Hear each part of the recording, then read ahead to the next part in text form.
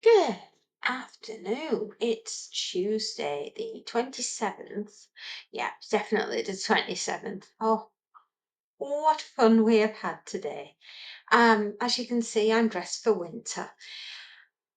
And that's the subject of today. Oh my goodness me. It is pouring down. It is absolutely wanging it outside. I have never seen so much water fall out the sky for what should be summer. Where has summer been? We don't know. We had about 4 days, yeah, and then it's just been rain, rain, and more rain, and cold. My goodness me, this has been a cold summer. The leaves on the trees have started to turn beginning of the month. Absolutely, it's just we had autumn at the beginning of August, and it's here, I would say, a full 6 weeks earlier than it usually is, because we don't normally get autumn like this until middle to end of September, and it's like a full month, if not more, full 6 weeks ahead, which makes me think we're going to have a brutal winter this year, a very brutal winter. Um, so much so that we brought the car servicing forward, and we had a full winter service done halfway through August, and we chased up our winter tyres, and we got Bridgestone this year. So they got fitted 2 weeks ago, actually, on the car. Um, the proper 4x4 tyres, because where we live, it's not the back of beyond, but you can see it from there. And it's hills and valleys and narrow country roads. And we live in Yorkshire, and it's a typical Yorkshire village. And when the bad weather comes, if we're not kitted up and we're not ready for it, we will be cut off, which is another reason why I tend to prep as much as I do, because if our village is cut off, as it has been in previous years when we've been flooded and things like that have happened to us, and we've had bad snowstorms. Oh gosh, one year, I was 18 years old, and one night it just started, well, one afternoon it started snowing about 1 o'clock in the afternoon. By the time it got to 6 o'clock, we already had a foot of snow, and it was just coming down and down and down. It was like a blizzard. And my dad got stuck out Huddersfield way. He was trying to get from Honley, and he got to Huddersfield, and then he got to the top of Ainley Top. Now, people that live around me know what Ainley Top is like, and it's the top of Everest up there. It's just so high up, and it's right high. It's as high up as the M62 motorway. And at the time, the cows, the cows had got out from the field, because there's these two cows that are notorious for getting out. And even though that poor farmer has put up baling and wire and fencing and everything to stop him from doing this, it's probably not the same two cows, but there's always two cows that have got out onto the motorway. And the police have put caution, animals loose. We said it's cows. Everyone said, yeah, cows. Lo and behold, these two cows come down the motorway, and they are eventually rounded up by the farmer. But we got like 2 foot of snow up there by this point, and there was no way the car was going to go anywhere. So everybody was like total gridlock. There was nothing going through. So everybody got the cars as far as they could to the side of roads, and anyone that had a driveway that wasn't being used, let people park the cars up onto the driveway.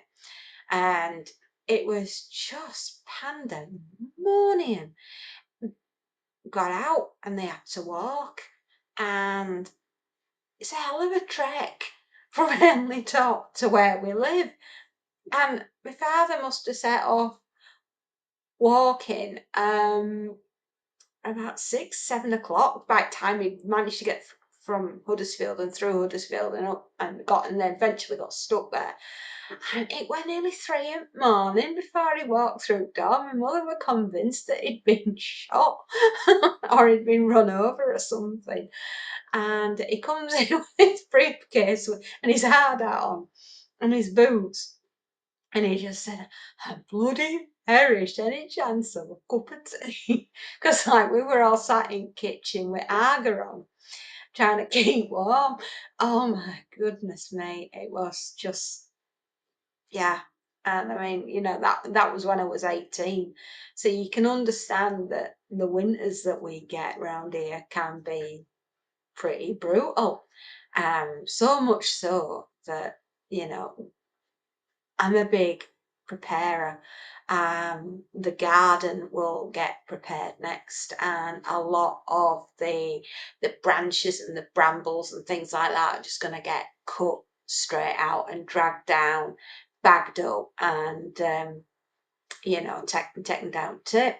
But we have to cut back on the climbers because they go over the handrail and the balustrade outside in the garden, and we don't want that to get, if it is a heavy snow, we don't want that to get to the point where it sort of like tips it, because the weight of the snow will be on the climbers, and that'll bring the handrail and the balustrade and the staircase down.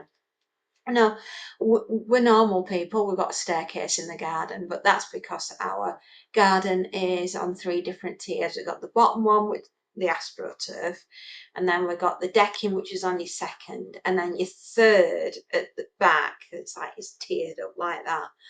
It's like that's when spring bulbs are, because where we live used to be a forest and a factory. Well, they took the mill, I should say, not a factory, a mill. It was an old mill because it has the mill pond at the top, mill pond in the middle, and mill pond at the bottom. Well, they drained the mill pond in the middle and they created the houses, and they took the old mill down. And so we got the mill pond at the top of the where we live, and the mill pond at the bottom. You've seen me when I've gone on my walks and I've shown you the mill pond. Anyway, so that's why it was an old woodland that we had here. It's so beautiful where we live. We've got cows and sheep and piggies all on the farms on the hillside going towards us that way.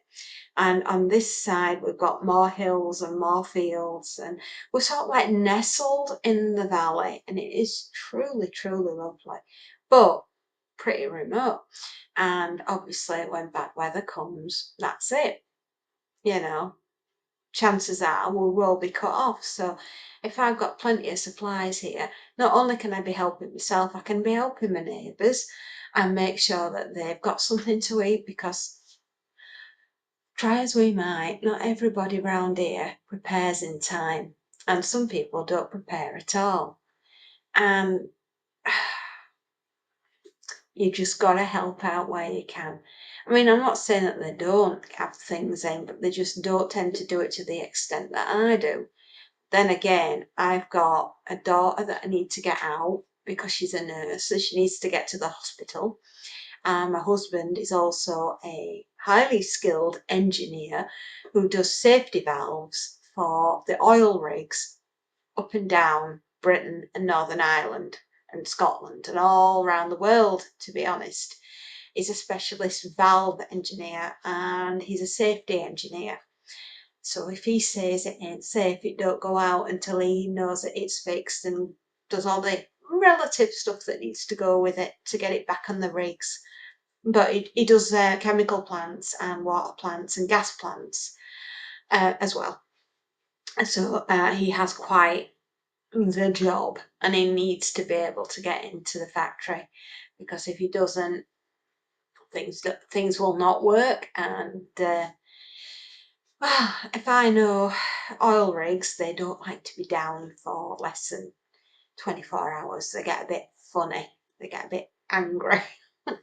So yeah, my husband has to get out, and my daughter has to get out. And also, if we had to go rescue the youngest, because she's right up north, she's going right up to Newcastle. And well, if we think we have winters bad here in Yorkshire, Newcastle, it's a different, it's just different. They have a lot, it's more brutal up there, because you've got Newcastle and then you've got Scotland, right? So, you're getting right, she's right up there. So if it's really bad and the weather's going to be really, really bad, and, worst case scenario, this country grinds to a halt, we've got the tyres on the car, we've got the equipment, we can get to her. It's not going to be easy, but we'll do it. If we can get past Scotch Corner, and everybody in Britain knows what Scotch Corner is like, it's not the easiest. It's open. It's just, there's nothing there. There's no shelter at all. The winds, the rain, and the snow is going to come. It's going to pile there. You get a HGV big rig. If it jackknifes up there, that you're going to have to off-road it to get around the thing. So yeah, winters round here can be pretty hard. And I'm hoping, this year it's just going to be a wet one, but I get the feeling it's going to be a cold and snowy one. Just the way that the summer's panned out. The last time we had a proper brutal winter would have been 2009, and then 2010, when the week that Britain froze, and we started snowing end of October, beginning of November, and it was relentless, man. It was awful, and it just kept snowing and snowing. But when your livelihood depends on it, and when people are depending on you for their livelihoods, you've got no choice, and you've got to get out in it.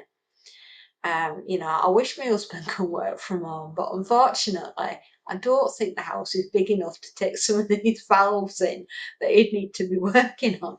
So, yeah, he needs to get out, and you know, you've just got to get sorted. You've got to get your rock salt in, you've got to get your tyre grippers in, you've got to get your shovels that you're going to need out there. You've got to get those in, and you've got to get your food, and your little pets, they're going to need their food, and not only that, not only just food, and you got to get your medication sorted, and you've got to get your extra blankets and fuel and things like that. If you've got an open fire, we don't have an open fire here. We did at the old house, but not here. And we are gas at this house, so worst comes to worst and national grid goes down and we end up losing gas and electric, we've got a primer stove, and I've got a field kitchen that my husband, excuse me, hiccups, my husband built me when we were faced with last year thinking that the national grid wasn't going to be able to cope, just because of the cost of fuel and stuff coming in. So he built me a field kitchen. God, I love that man. He has done so much for this family. He's amazing. And it's we've got spare gas in there and everything, and it's all set up, ready to rock and roll if we need it. He thinks of everything. He's Navy. And I think he's so military in his thinking that everything is taken account of. It's catered for. It's there. It's done, and he's just amazing.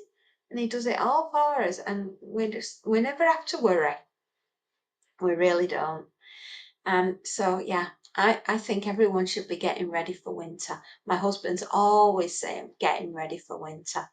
And it's always like, it's like a fine military thing that he does. And everything is just exactly so. And it's all squared away for us.